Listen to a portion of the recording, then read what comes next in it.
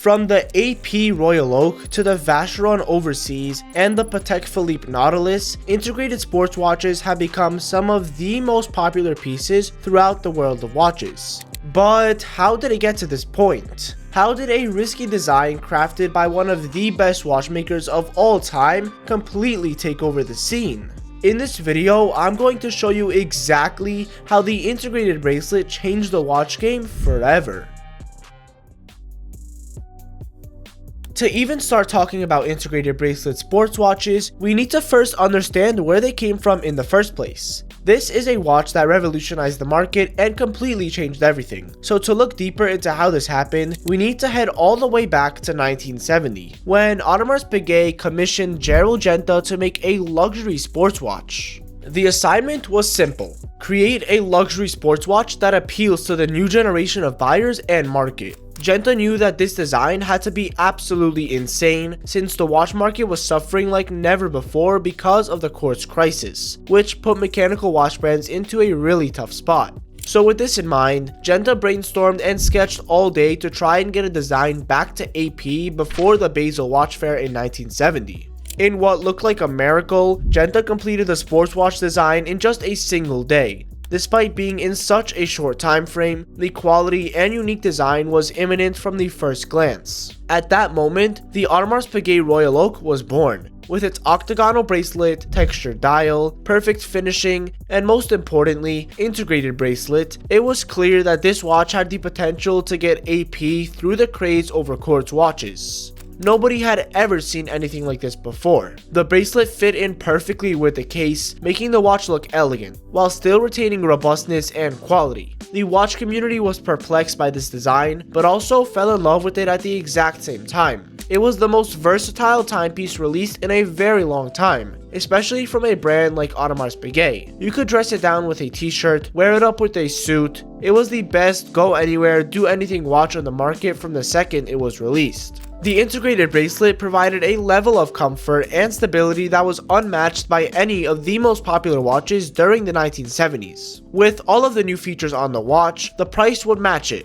It was initially released at 3,300 Swiss francs, which at the time was more expensive than a Patek Philippe dress watch in all gold. This was a bold move by AP to price the watch so high above the market price of precious metal pieces from other brands. The main reason for why the price was so astronomical was the integrated bracelet. It was complex to build, took time and care from only the best Swiss watchmakers. When it was finally released in 1972, almost everyone started hating it. They said it was too expensive, had a disruptive design to it, while complaining that the visible gasket and screws made it look less like a luxury watch. Over time, however, people could not ignore the aura that this watch carried with it. Suddenly, the Royal Oak haters turned into integrated bracelet fanatics. This sudden change, which was head-started by younger, more hip watch enthusiasts, would go on to change the way we view timepieces today.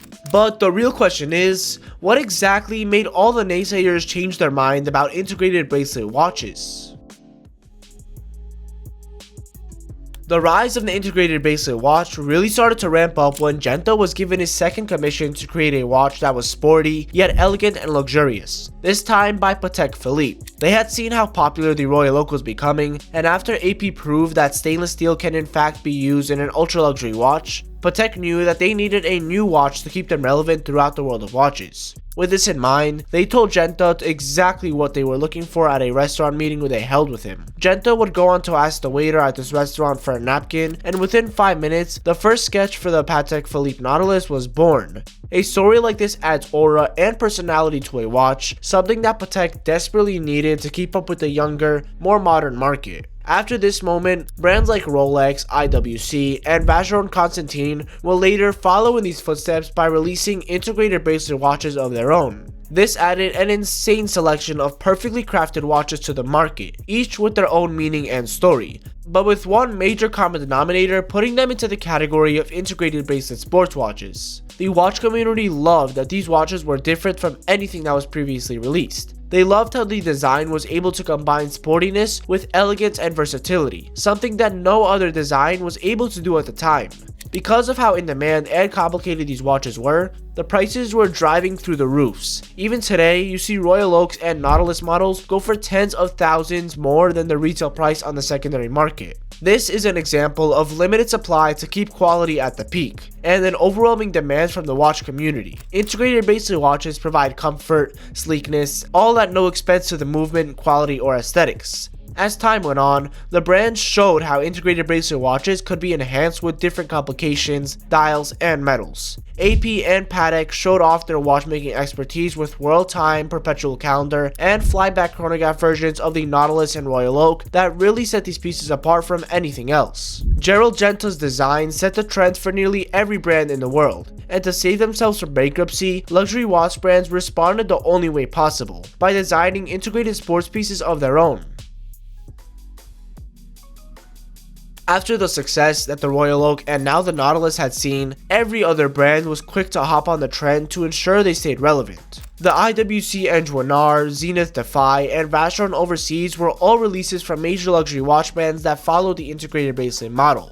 The Royal Oak became AP's best-selling watch, the Nautilus became Patek's bestseller, and then right after, the Overseas became Vacheron Constantine's best-selling watch as well. Those three brands, known in the watch community as the Holy Trinity, all have an integrated bracelet piece as their bestseller. This showed that the takeover of the integrated bracelet was here, and it showed no sign of slowing down. It's crazy to think that one small change to the way a typical watch looks can influence an entire market to completely shift. The integrated bracelet watch is now a key part of almost every brand's catalog, and brands that don't have at least one of these models almost feel obsolete compared to AP, Patek, Zenith, Vacheron, and the brands that adopted the new trend. As time went on, you saw more and more variants of integrated bracelet pieces start to pop up. Ceramic, rose gold, platinum, frosted, rubber integrated bands, crocodile straps, white gold, two-tones, and pretty much every combination you could think of was shown on an integrated bracelet at some point. Different complications like GMT, World Time, chronograph, perpetual calendar, and annual calendar started to appear on these models as well, showing that these watches were truly unlimited by any complication, dial complexion, or material.